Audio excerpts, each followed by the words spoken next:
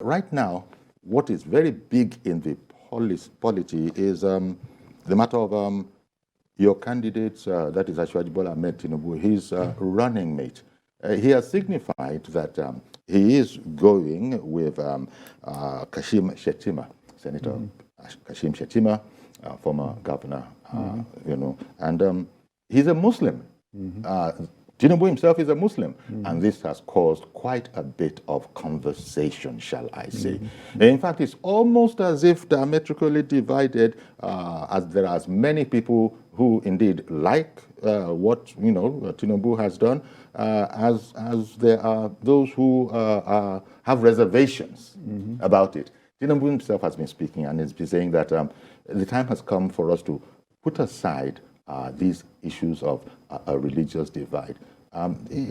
Give me your impression. It's tomorrow, by the way. Tomorrow at the Shehu Musa Yaradua Center, Abuja, at 11 o'clock, reports are that Shettima will be unveiled as the running mate of Tinubu. Give me your thoughts on the conversation generally and why there seems to be, some opposition to the idea, but Tinubu is sticking to his guns. Well, first and foremost, in my view, those who like the choice of Shettima because he's a Muslim are wrong. Those who hate the choice of Shettima because he's a Muslim are also wrong. For one, the preoccupation with what I call meta-legal factor, triviality, should not be a choice at this important time in our country.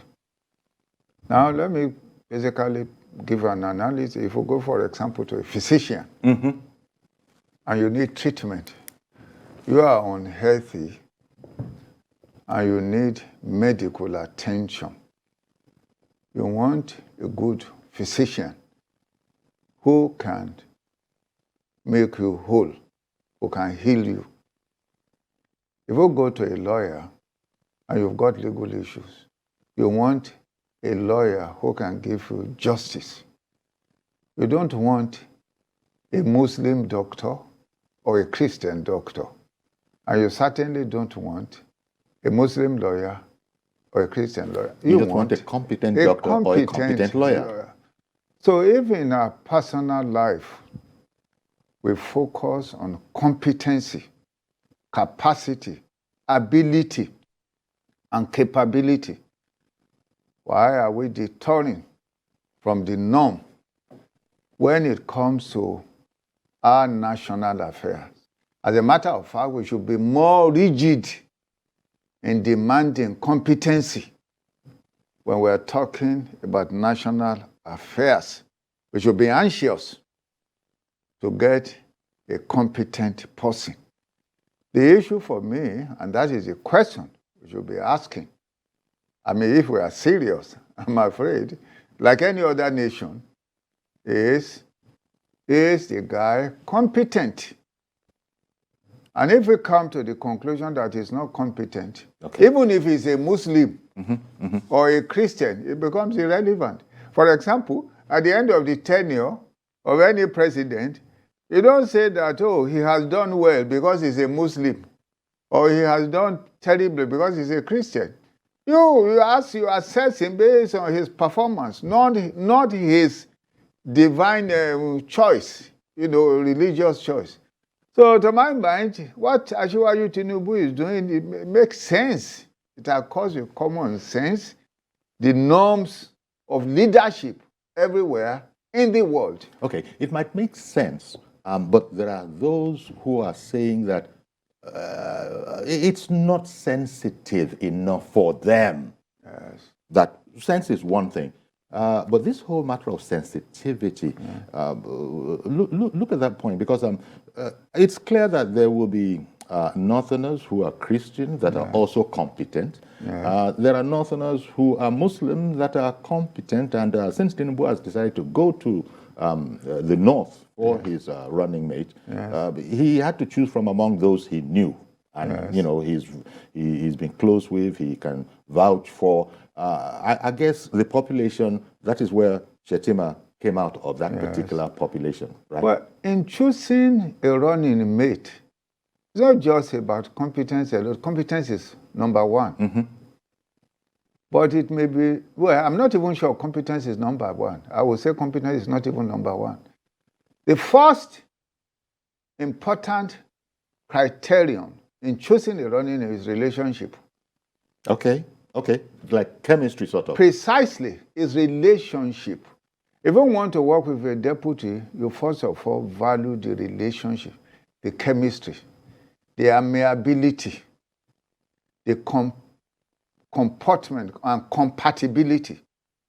Once you decide that, because you don't want to put, if, for example, you are a camel, you don't want to put a lion in the same administration.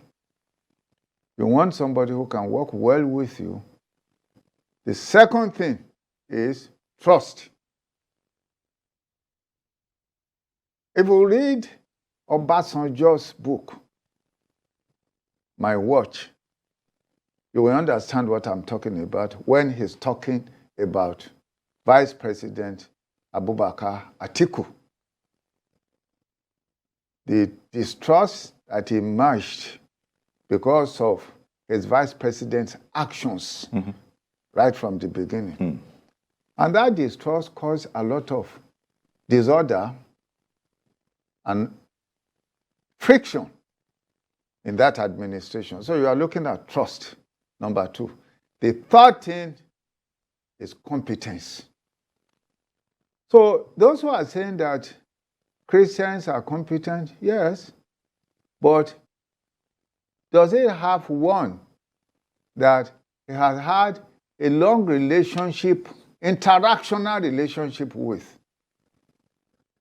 You would have to decide that. And let me also say this, that a president is elected by the entire national constituency. He's responsible for giving to the people good government.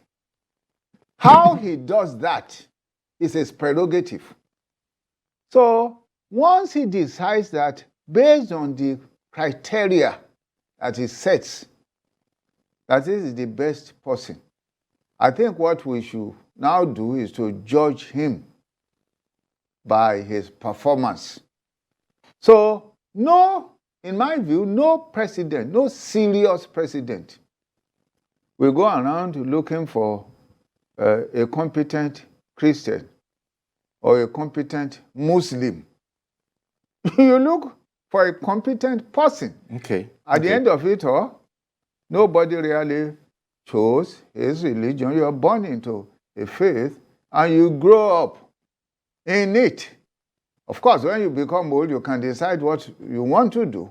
But largely, majority of people adopt the faith of their parents. So, argument that, there are competent, there are competent, but there are also competent non-believers who are neither Christians nor Muslims. We forget in this country that nearly, if I'm not even careful, if we have not done the statistics, a